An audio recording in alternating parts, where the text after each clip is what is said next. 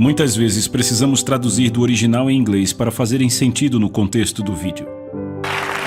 Aleluia! Glória a Deus! Bem, acredite ou não, estamos na última lição, chamada Fogo Santo Interior. Eu tenho pregado todo este curso, um coração ardente, e finalmente, nesta lição, falaremos do tema. Certo, então, todo o povo de Deus precisou da correção de Deus de uma forma ou de outra, verdadeiro ou falso, porque se não há correção, você não é filho. Aprendemos na última lição, certo? Certo. Então a chave é o que faremos com a correção. Amém? Ouça com atenção, o orgulho, repita, orgulho, nos priva de recebermos a correção de Deus. Então, abrimos mão do benefício do processo da santidade. O orgulho nos priva da correção dele. E aí abrimos mão do benefício do processo da santidade. Se nos humilharmos, repita, nos humilharmos, e aceitarmos a sua correção, estaremos capacitados para ouvir a voz dele com mais precisão e ver com mais clareza. Eu quero te mostrar isso. Vá comigo para Abacuque. Abacuque é um livro no Velho Testamento, um dos profetas menores, e eu acho esse nome ridículo, chamar de profetas menores. Só de ter algo seu escrito na Bíblia, você já não é menor, você é um profeta maior. Você pode dizer amém? Certo, isso é impactante. O profeta escreve no capítulo 2, verso 1, ele diz: eu estarei sobre a minha guarda e me apresentarei sobre a fortaleza e vigiarei para ver o que ele falará a mim. Notem que ele não diz eu ouvirei o que ele me falará, ele diz eu vigiarei para ver. Há duas formas de Deus falar conosco: imagens em nosso espírito e palavras. Provavelmente com esse profeta ele tratou muito em visões. Estão acompanhando?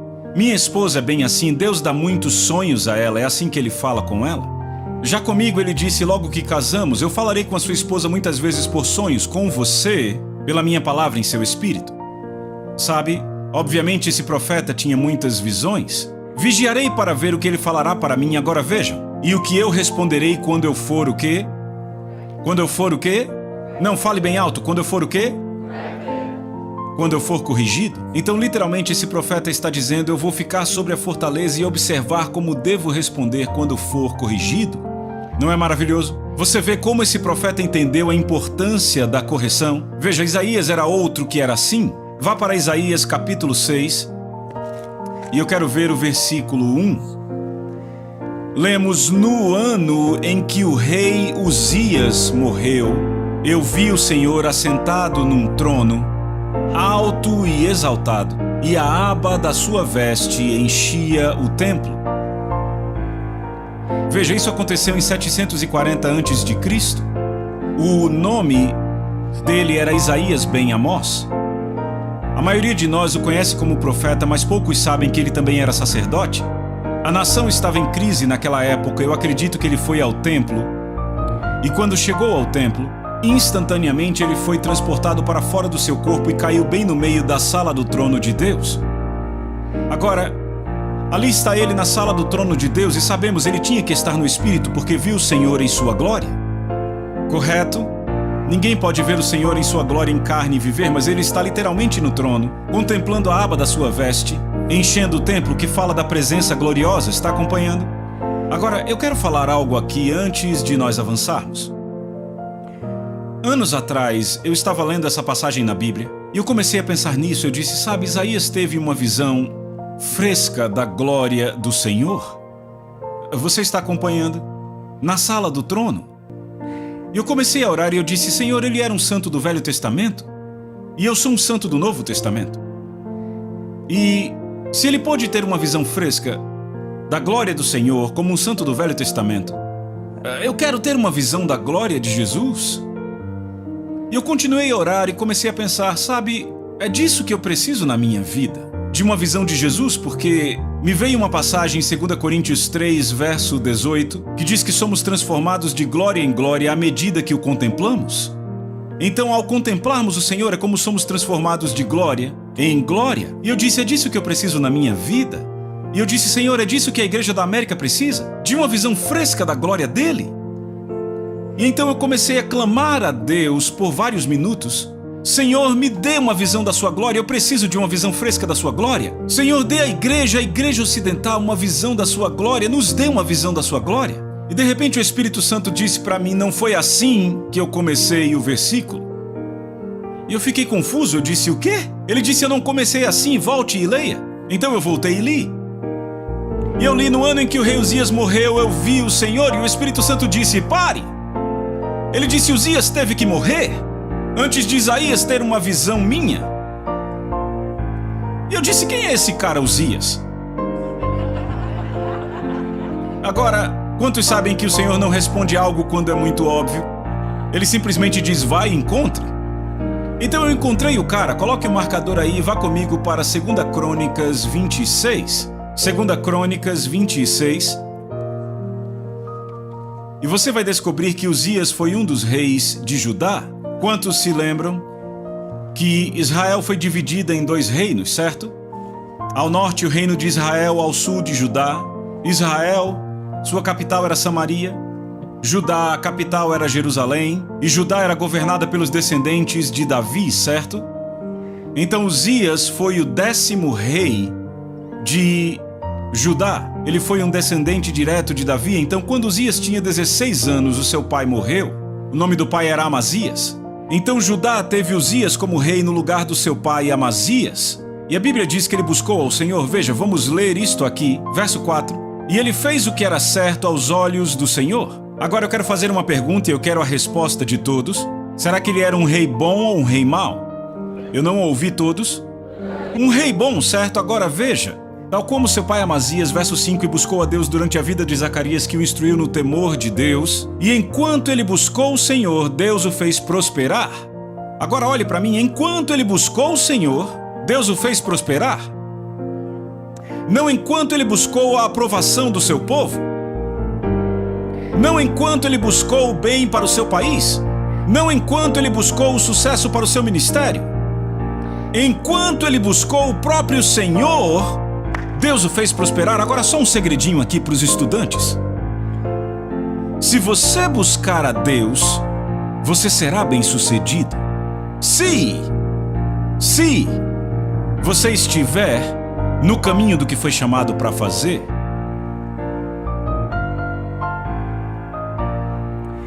Se Deus te chamou para estar no mercado corporativo e você tenta ser um pastor, não será bem-sucedido, não importa quanto busque. Mas se Deus te chamou para ser um executivo, você será bem-sucedido como executivo buscando a Deus. Você ganha muita gente para o Senhor, tem muito sucesso, tem mais ideias do que qualquer outro. É bem-sucedido, porque quando você busca a Deus, você é bem-sucedido. Veja, pode não ser sucesso como o mundo ensina que é sucesso. Quantos aqui sabem que Elias era bem-sucedido? Mas ele recebeu comida de corvos sendo bem-sucedido? Estão acompanhando? Davi era bem-sucedido, tinha ouro e prata. Abraão era bem-sucedido, ele tinha riqueza em gado, ouro e prata. Por quê? Porque Deus fez dele uma nação. Porque Deus era bem-sucedido em dinheiro, porque Deus fez dele um reino, certo? Você será bem-sucedido, não terá falta de nada, terá abundância no que precisar. E falando de sucesso, Elias ressuscitou pessoas, nesse caso, Eliseu, Elias, você entende, pessoas bem-sucedidas. É ter a habilidade de Deus para suprir as necessidades da humanidade, certo? Então, Uzias começou a buscar o Senhor e foi bem-sucedido, repita, bem-sucedido. Agora veja bem isso, ele muda todo o quadro da nação, ele destampa os poços tampados pelos filisteus, a agricultura melhora no país e quando a agricultura melhora, a economia vai junto. Quando a economia melhora, melhoram os impostos e ele, que era um líder muito bem-sucedido, com os impostos altos, fortaleceu o exército. E ao fortalecer o exército, o que é que ele faz? Ele toma de volta dos filisteus as terras dos seus pais. Está acompanhando? Então Uzias, depois de anos e anos de sucesso, começa a construir o reino, trazendo-o de volta a uma glória que não se via desde os tempos de Salomão e Roboão, certo? Certo, agora veja o que acontece, verso 16.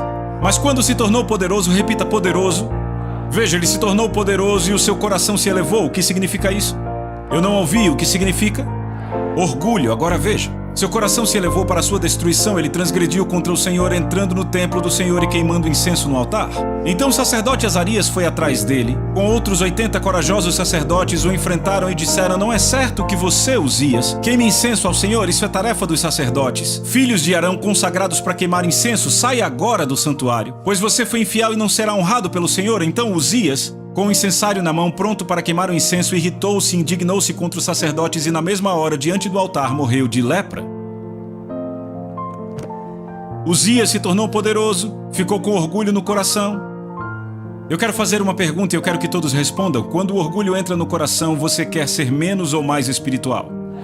Se você respondeu menos, está errado. Ele vai para o templo adorar. O espírito de orgulho e o espírito de religião andam de mãos dadas e eles se fortalecem dando cobertura um ao outro. O orgulho te impede de admitir que você se tornou religioso e a religião cobre o seu orgulho com um comportamento espiritual. Algumas das pessoas mais orgulhosas do mundo são encontradas entre as 4 paredes da igreja. Então o que acontece aqui? Esse jovem começa a buscar a Deus, certo? E ao fazer isso, o impulso no espírito é desenvolvido. Estão acompanhando? Estão acompanhando?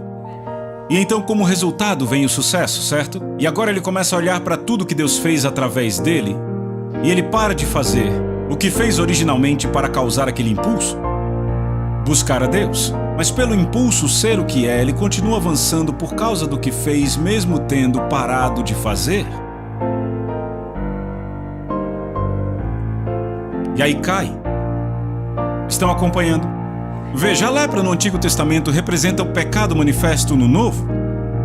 Então a lepra é aquilo que todos notam, mas a raiz foi o orgulho. Eu estava orando sobre isso e o Senhor falou comigo, disse: filho, muitos ministros, muitos líderes caíram. E ele disse: eles caem em pecados sexuais. E ele disse: filho, o pecado sexual foi o que apareceu, mas não era um problema hormonal, era um problema de orgulho. Estão acompanhando? O orgulho foi a raiz, o pecado sexual a manifestação. Para Uzias, o orgulho foi a raiz, mas a lepra o que se manifestou. E eu comecei a orar sobre isso e basicamente o que o Senhor me disse foi: filho, o orgulho tem que morrer para que você tenha uma nova visão de mim. E no nível, repita, no nível que o orgulho morre, é nesse nível que você terá uma visão minha. Então me ouçam com atenção. A razão para Isaías ter uma visão fresca de Jesus foi porque o orgulho morreu. Ele era um homem humilde, estão acompanhando? Porque o que é natural no Velho Testamento simboliza o que é espiritual no Novo, certo? Volte para Isaías 6, verso 2. Na verdade, vamos ler o 1 de novo. No ano em que o rei Uzias morreu, eu vi o Senhor assentado num trono alto e exaltado, e a aba da sua veste enchia o templo. Acima dele serafins, cada um deles tinha 6 asas, e 2 cobriam o rosto, com 2 cobriam os pés e com 2 voavam. E um proclamava ao outro, e dizia: Santo, Santo, Santo é o Senhor dos exércitos, a terra inteira está cheia da sua glória. Ao som das suas vozes, os batentes da porta tremeram e o templo ficou cheio de fumaça. Agora olhe para mim. A primeira coisa que Isaías nota, além do Senhor e da sua glória, são aqueles seres angelicais enormes. E um está proclamando ao outro: Santo. Você viu que santo está escrito 3 vezes na Bíblia, certo? Muita gente não percebe isso, mas é uma forma de escrita hebraica. Toda vez que no hebraico se quer enfatizar algo, se escreve aquilo 2 vezes. Na época de hoje, o que nós faríamos, colocaríamos em negrito, usamos itálico, não é? Certo? Certo? Talvez por um ponto de exclamação. Mas os escritores hebreus, quando queriam enfatizar algo, escreviam a palavra 2 vezes. Lembra, nas últimas lições eu falei de Mateus 7? Jesus no Sermão do Monte: nem todo aquele que me chamar Senhor, Senhor entrará no reino dos céus. Você já sabe que Jesus não era gago, certo? Foi meio que Mateus ali sentado no Sermão do Monte. Imagine ele ouvindo algo assim: nem todo que me diz Senhor entrará no reino. E então Mateus 1, eu vou enfatizar, escreve 2 vezes. Então, você vê isso no Evangelho de João, Jesus dizendo: em verdade vos digo. Então, muito raramente nos escritos da Bíblia temos um escritor elevando uma palavra ao 3º grau. Elevar uma palavra ao 3º nível de citação é elevar ela ao nível de ênfase máximo. Você vê isso em Apocalipse, os anjos voando sobre a terra e dizendo ai, ai, ai dos habitantes da terra. Ou seja, o julgamento que viria era bem ruim, tão ruim que não dava nem para citar. Não daria para enfatizar mais do que aquilo, entendem? Vemos também no livro de Jeremias que ele escreve o templo do Senhor, o templo do Senhor, o templo do Senhor 3 vezes. Estão acompanhando? Agora, apenas uma vez em toda a Bíblia, um atributo de Deus é elevado ao 3º grau. É quando Isaías vê o Senhor e quando João vê o Senhor no seu trono da glória. João fala dos 4 seres viventes, Isaías fala dos serafins, e eles clamam Santo, Santo, Santo. Agora ouçam aqui. Estes anjos não estão cantando um hino. Eu sei que já escrevemos música com esse versículo e as pessoas bocejam quando cantam.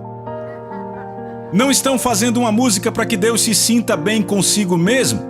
Não estão fazendo uma música dizendo, já que Deus faz isso há 8 trilhões de anos, talvez Ele queira outra visão de outro ponto do universo.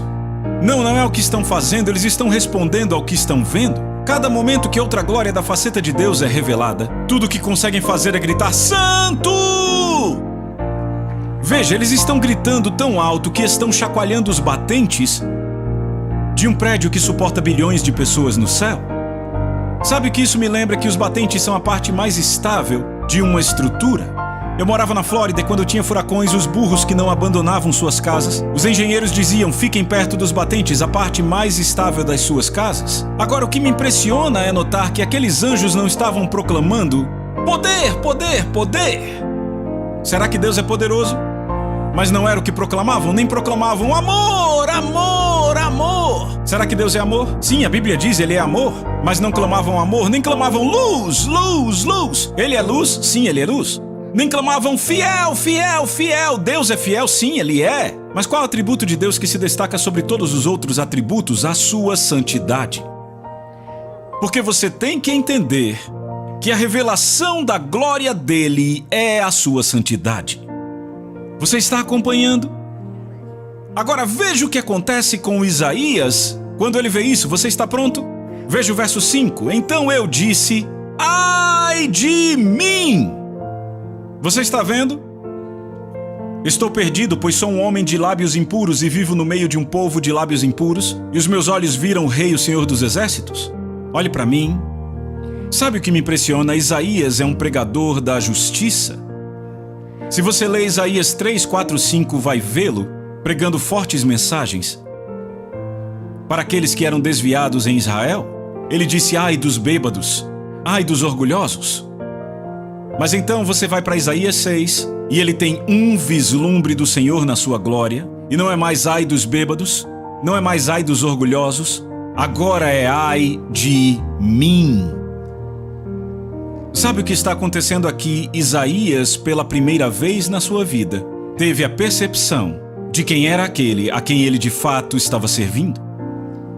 E pela primeira vez na sua vida, ele percebe quem ele é diante desse Deus Santo. Pessoal, se querem saber a verdade, esse não é um pedido de misericórdia, é um grito de terror. Porque sabe, Isaías diz, ai de mim, estou perdido. Sabe o que significa perdido aí em hebraico? Significa literalmente desmoronar por inteiro. Então aqui está Isaías, chorando no chão da sala do trono, sentindo-se ele mesmo condenado. Certo? Certo? E veja o que acontece. Olhe isso. Verso 6, então voou um dos serafins em minha direção, tendo uma brasa viva em sua mão. Repita, brasa viva, a qual ele tinha tirado do altar com uma tenaz. E ele encostou na minha boca e disse, veja, isto tocou os seus lábios, e tua iniquidade é removida e teu pecado purificado. Então aí está a purificação, não é? Agora veja isto. Também eu ouvi a voz do Senhor dizendo, quem irei eu enviar e quem irá por nós? Olhe para mim. Quantos sabem que quando Deus fala, ouça, quando Deus fala, são como ondas de satélite descendo? Quantos sabem que ondas de satélite estão descendo aqui agora? Certo? ESPN, CNN, ABC, Fox News, todos esses canais de TV, certo? Não estamos assistindo nada. Por quê? Porque não há receptor, certo? Digamos que quando Deus fala é como ondas de satélite. E sabe o que é o máximo? Deus fala e diz quem irá por nós e apenas um ser humano na nação inteira ouviu o que ele disse. o homem que foi purificado porque viu a sua glória e se humilhou. Eu nunca esqueço, eu estava visitando uma cidade e um homem muito piedoso foi me buscar. E ele tinha ouvido um áudio que eu preguei. Naquele dia ele disse: John, eu tenho chorado o dia inteiro só por causa do que eu vi. E ele disse: eu estou chorando porque Deus falou comigo, dizendo: eu tenho muito a dizer à minha igreja, mas não encontro pessoas através das quais posso falar. Então ele disse: John, quanto mais do que Deus deseja falar não está sendo falado, porque não encontra as pessoas que passaram pela limpeza, pela humildade, pela purificação como Isaías. E de repente eu percebi, sabe, nós pregadores podemos pregar coisas, mas estamos de fato dizendo o que Deus está dizendo. Tá bem quieto aqui? Você ainda está aqui? Agora veja isto. Então Isaías disse: aqui estou, envia-me. E ele disse: vai e diga a este povo, continuem ouvindo, mas não entendam, continuem vendo, mas não percebam. Torne insensível o coração deste povo, torne surdos os seus ouvidos e feche seus olhos. Agora, vá comigo, por favor, para o livro de Apocalipse. Vamos voltar para a igreja de Laodiceia, Apocalipse capítulo 3. E eu te digo, você vai se alegrar no final. Eu sei que agora está bem pesado. Apocalipse capítulo 3, versos 19 e 20, vamos ler de novo. Jesus disse: aqueles a quem eu amo, eu repreendo. Repitam, repreendo. E eu castigo. Portanto, seja zeloso e arrependa-se. Estão vendo isto? Agora vejam. Eis que estou à porta e bato. Se alguém ouvir a minha voz e abrir a porta, entrarei em sua casa, cearei com ele e ele comigo. Agora veja isto. Se você lembrar, Jesus diz que ele aconselhou essa igreja a comprar o quê? Ouro refinado, não é? Vestes, certo? E colírio. Você vai ver a mesma coisa com Isaías? É impressionante. Com Isaías, ele se humilhou e recebeu o refino de Deus. A primeira coisa que recebe é a limpeza com a brasa viva, certo? Número 1. Número 2. Depois da limpeza, ele se tornou o quê? Cheio de paixão para fazer a obra de Deus. Aqui estou eu, envia-me. Certo? Número 3. Ele proclamou ao povo. Não estamos vendo corretamente. Por quê? Por causa da iniquidade. E você lembra que a purificação de Isaías tirou dele a iniquidade para que ele tivesse a capacidade de ver e de falar claramente para um povo que não podia ver ou ouvir claramente? Ele falou a um povo que nem ouvia nem via claramente, precisava de colírio. Deus removeu o véu dos olhos de Isaías pela humildade. Você vê esses 3 em Isaías, você está comigo? E aí vem Jesus e declara o seguinte: eu cearei com ele. E aí que começa a ficar bom, está comigo? Ele diz, veja aqui. Ele diz: eu cearei com ele e ele comigo. Veja o verso 20 de novo. Eis que estou à porta e bato. Se alguém ouvir a minha voz, repitam: se. Repitam: se. O problema é que as pessoas não ouvem a voz. Lembre, Isaías foi o único que ouviu. Por quê? Porque tinha sido purificado. Ele passou pelo refino. Pessoal, eu sei que muitos evangelistas usam isso aqui para pregar aos perdidos, mas eu trago novidades. Ele está falando a uma igreja. Ele está dizendo: eu estou à sua porta, à porta da sua vida, à porta do seu coração. Eu estou batendo e se qualquer um puder ouvir a minha voz. Isso não quebranta seu coração? Se alguém... Então, em outras palavras, ele está batendo na porta do coração das pessoas e elas não estão ouvindo. Agora veja. Se alguém ouvir a minha voz e abrir a porta, tem que abrir. Olhe para mim. O que significa abrir sua porta? Significa não manter mais nada escondido? Sem armários secretos? Armários secretos são lugares que ainda são seus. E o Rei dos Reis nunca fica em segundo lugar para ídolos secretos em armários no seu coração. Eu sei que é forte, mas isso dá vida. Eu quero conhecer a verdade. Sabe por quê? Porque eu tenho fé no caráter do meu papai. Ele é o maior papai do universo, ele é puro amor. Não há nenhum pai melhor do que ele. E tudo que ele fala para mim que parece duro é para o meu bem. Sabe, o que foi que o diabo fez com Eva? Como é possível fazer com que uma mulher abandone o Deus com quem ela está vivendo num ambiente perfeito, andando com Ele em sua glória? Ele perverteu a natureza de Deus aos olhos dela? Porque a ênfase de Deus foi: veja, você pode comer livremente. A autoridade dele disse: eu não quero robôs. Então a minha autoridade diz que tem uma só árvore entre as miríades de árvores do jardim da qual não podem comer. E aí o inimigo vem e diz: você não pode comer de toda a árvore, né? Tira os olhos deles de tudo o que podem comer e põe no que não podem. Ela diz: se não morreremos. E ele diz: não vai morrer, não. E ela olha para a árvore e percebe: aquilo é bom. Aquilo é bom, vai me tornar sábia. Então ela diz: espera aí, há algo bom na árvore. Então por que ele está retendo? E se ele está retendo o bom daquela árvore, o que mais está retendo? E o inimigo distorce a natureza de Deus aos olhos dela, de alguém que dá para alguém que tira. E no momento em que a natureza de Deus é pervertida, ela peca. Quando você tem estabelecido em seu coração que Jesus é puro amor, que Deus é puro amor, que Ele está a seu favor, que não está contra você, que você é filho dele, que ele te ama, que quer o melhor para você, que diz: eu sei que pensamentos tenho a seu respeito, pensamentos de paz e não de mal, para te dar um futuro e esperança. Então quer saber? Você diz: muito bem, Deus, pode vir.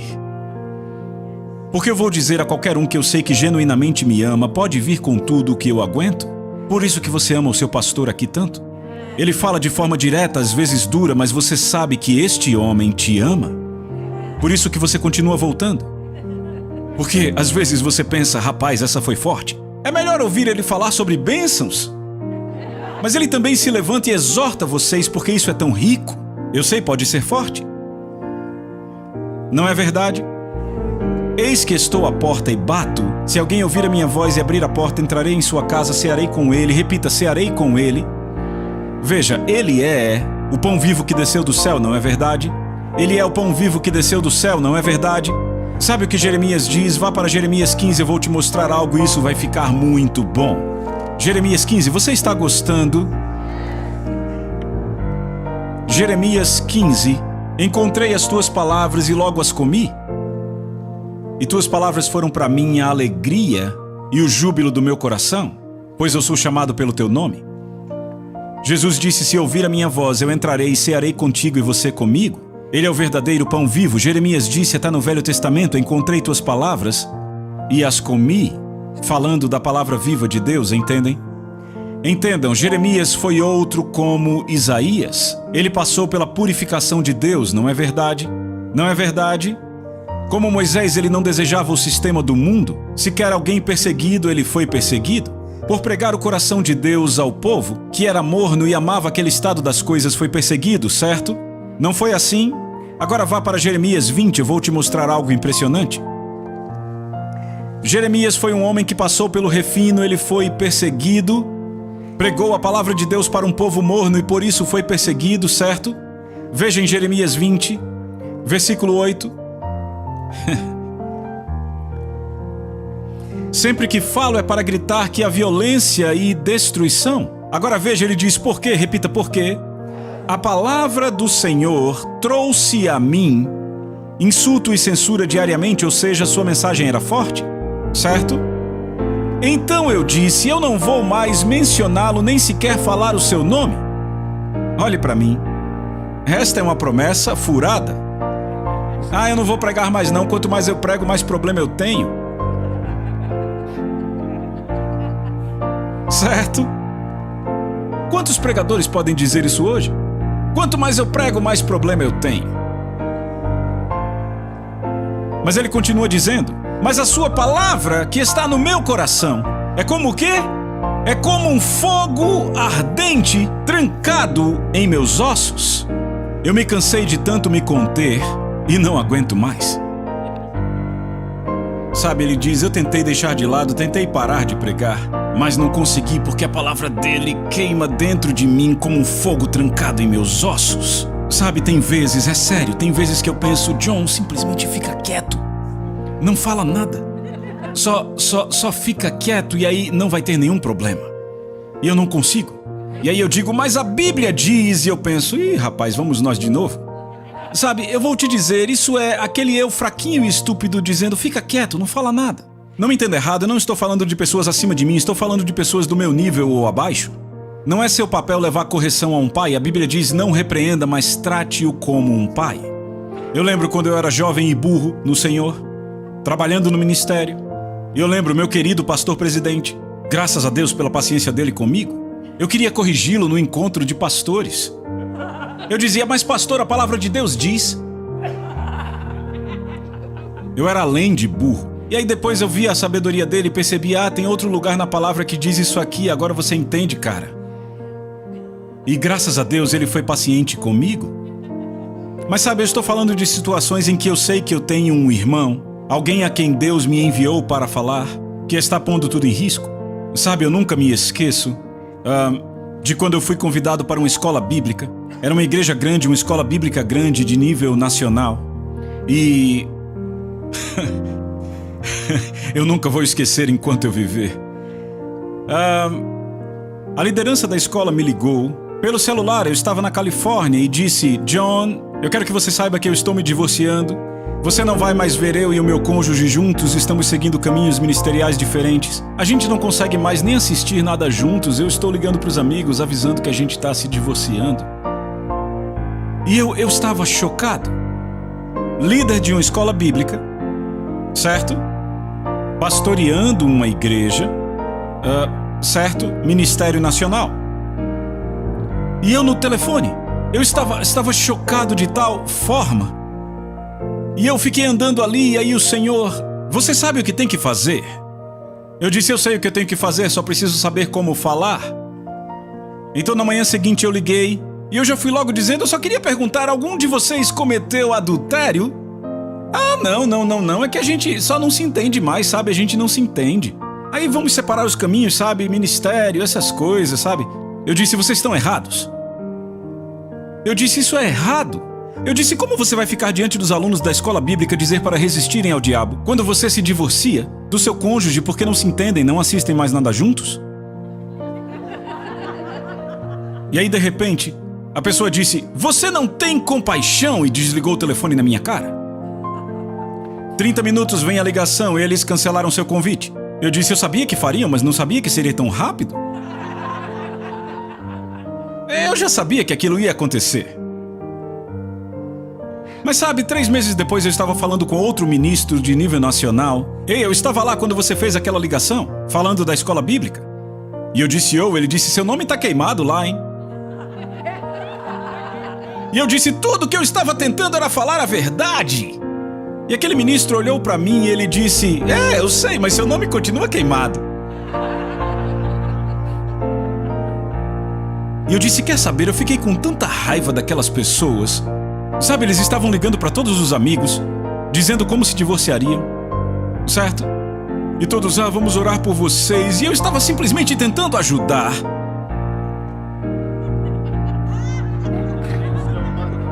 Mas o nome tá queimado. Então, alguns meses depois, 6 meses depois, eu estava na Indonésia.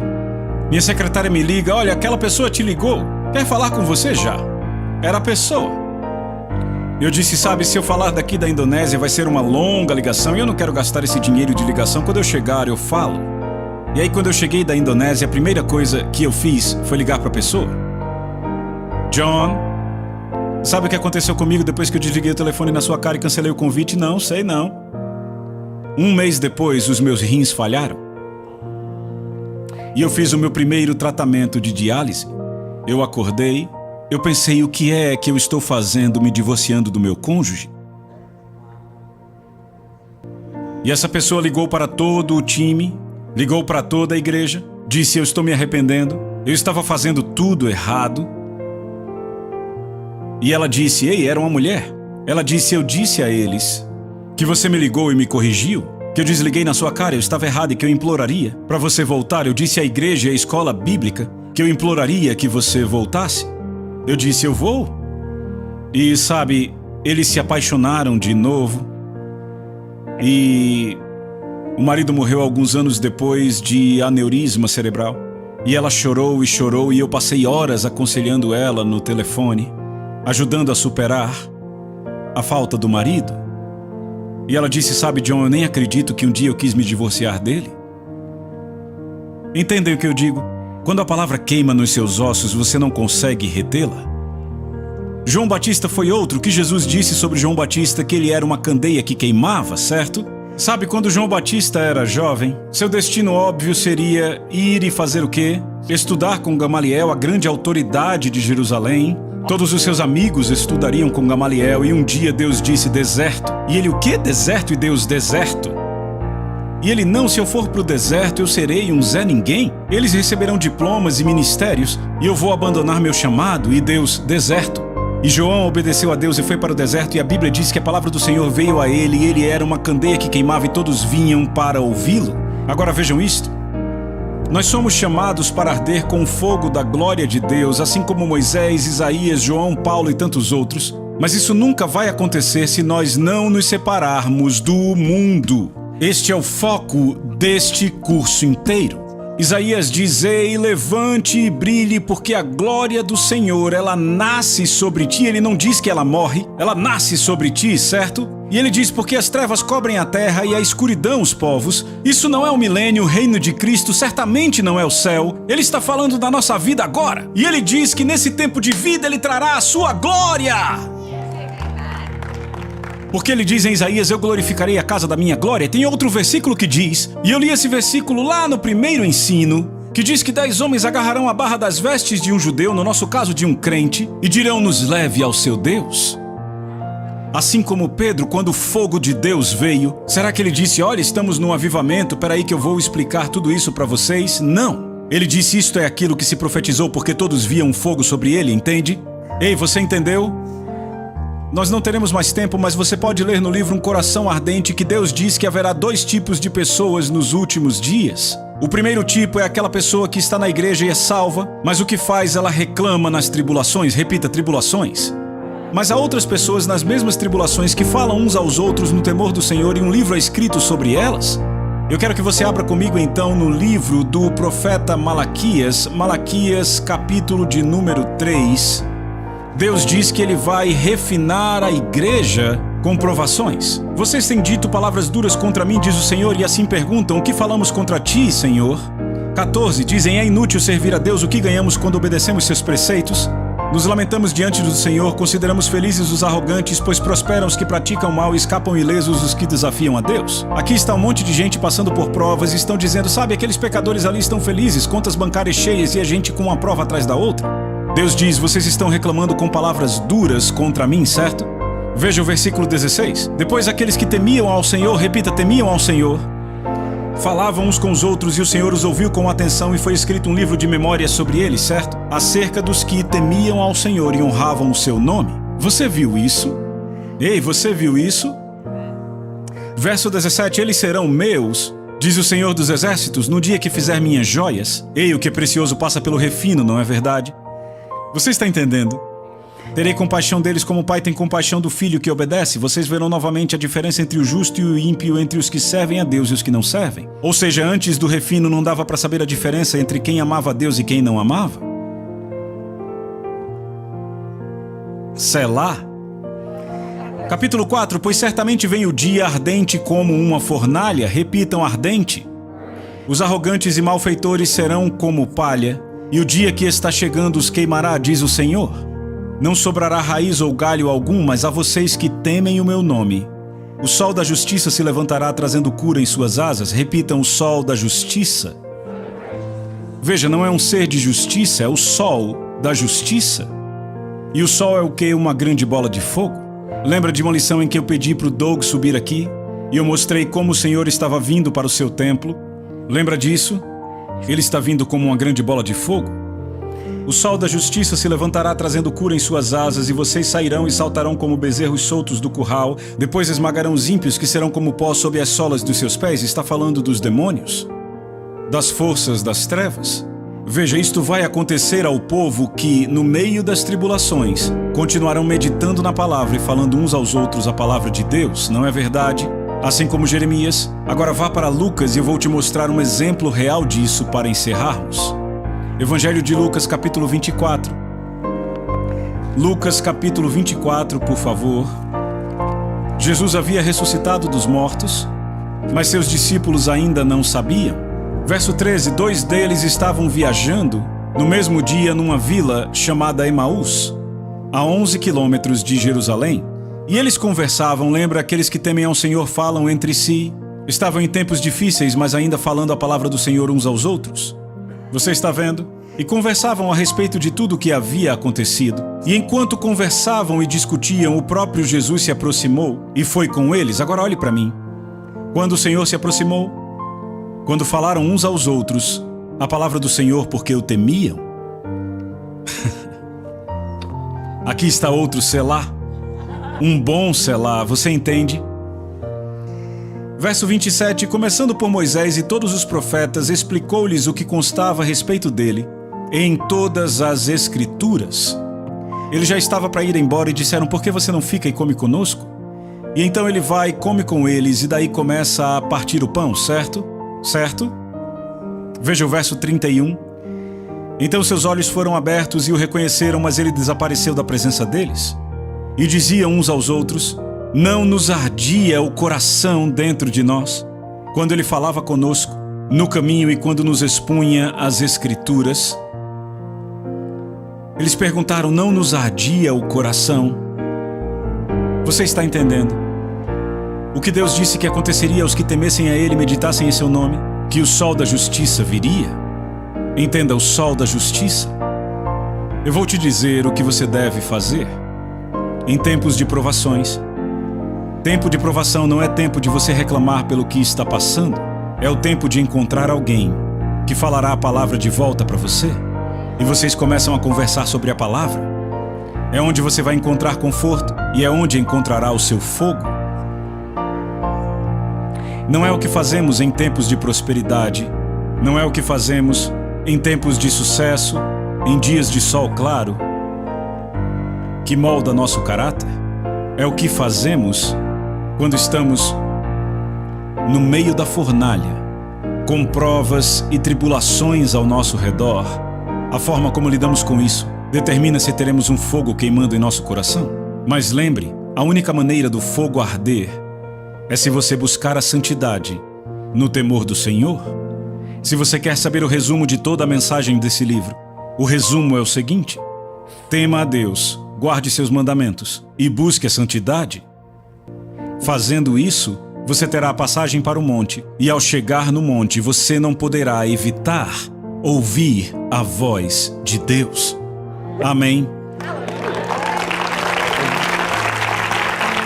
Então eu desejo que seus corações ardam com este fogo. Deus te abençoe. Amém?